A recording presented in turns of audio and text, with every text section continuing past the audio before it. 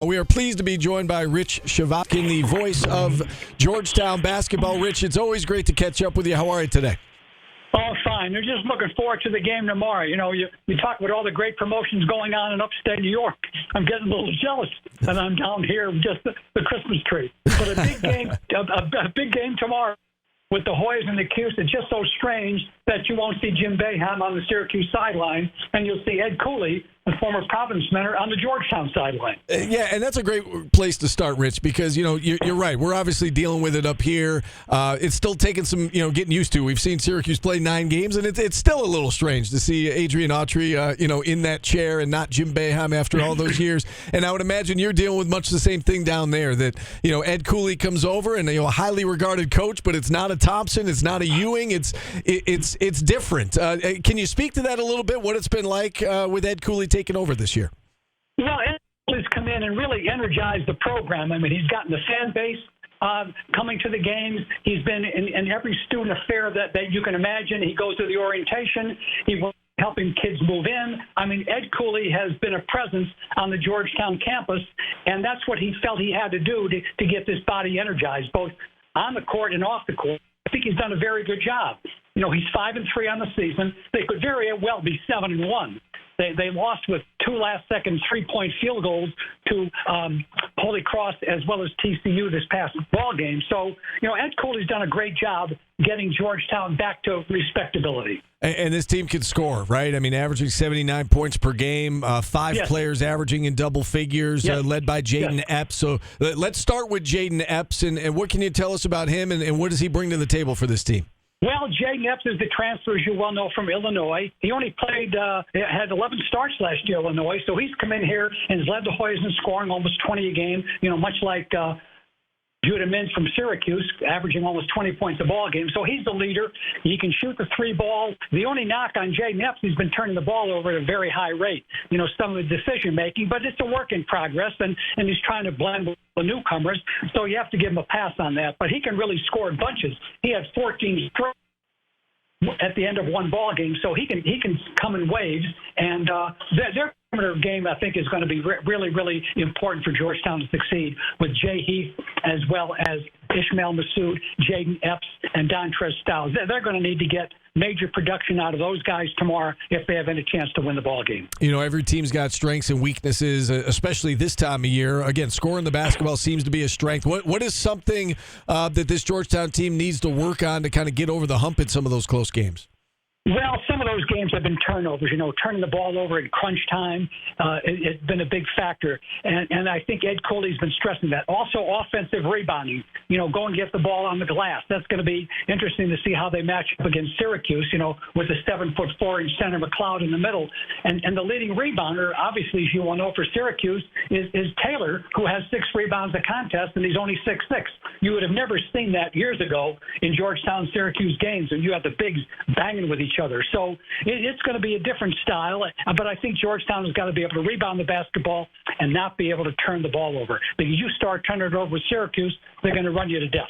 You just said you never would have seen that back in the day. We actually started the show today talking about Syracuse and Georgetown and the way that it used to be. And, I'm 47 years old. I grew up on Syracuse, Georgetown. I know you've been calling games for a very long time.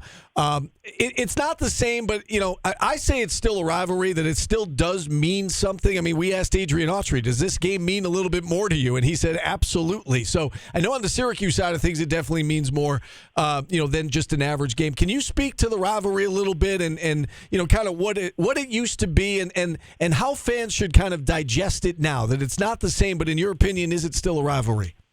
Well, in my opinion, it's still a rivalry. The Georgetown ticket base is really looking forward to this ball game. They expect a good crowd tomorrow. They're having all kinds of promotions for the ball game. So even though they're not in the same conference anymore, and it's been kind of watered down because of the ACC and the Big East and the different conferences, I think the rivalry still remains the same.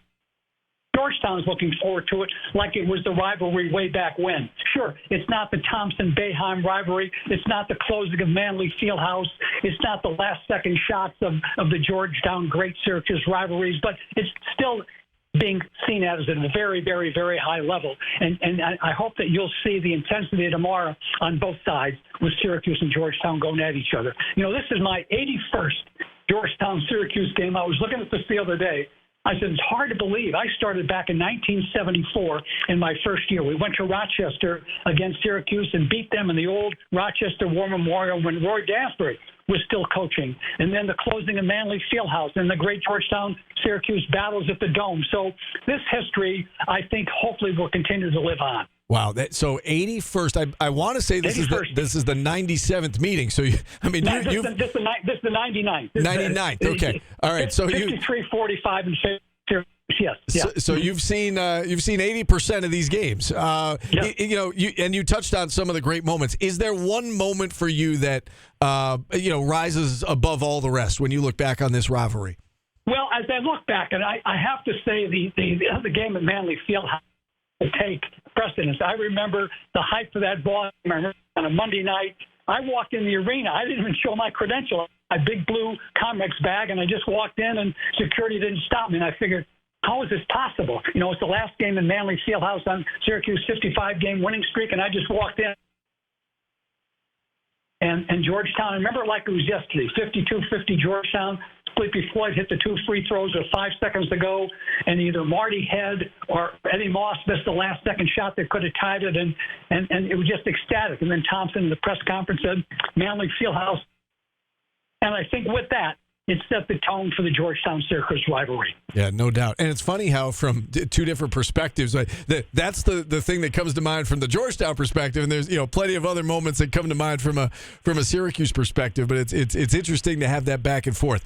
Rich, when you look at this game tomorrow, what stands out to you about this Syracuse team? Because again, it's different. It's a different head coach. It's a different defensive philosophy, right? They're not playing a lot of zone. It's a different style of play. They're trying to get up and down the court a little bit more. Right. What stands out to you about this Syracuse team? Well, I think I said what stands out. You have a guy like Judah Mintz and J.J. Starling like to run the floor, get up and down. They like to go downhill. They don't shoot the great percentage of threes.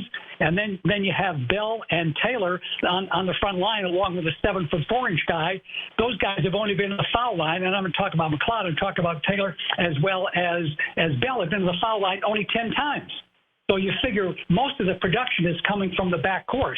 And if Georgetown cannot control Mintz and Starling dribble penetration and kick it out to the they can be in for a long afternoon.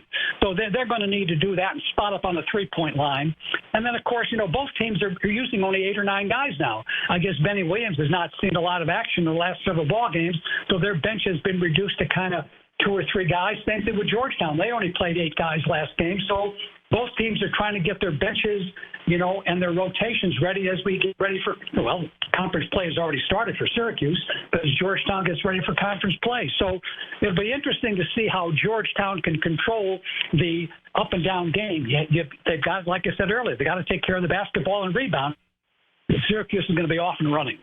Please don't ask us if Benny Williams is going to play because we have no idea. It's been a strange situation. He's a local, He's a local kid. Played at St. Andrews. In fact, St. Andrews High School is like not even 5 minutes from me. So I know the program, and Benny was a great contributor to that program, and people were disappointed here that he went to Syracuse, didn't go to Georgetown. But, he's another guy. I mean, he's a 6'8" kid. He gives them a great dimension, on the front line. And, so their bench is a little thin without Benny in there. Yeah, it's a strange situation, a lot of mystery surrounding it. And we're wondering, too, whether or not he's going to get in the game tomorrow.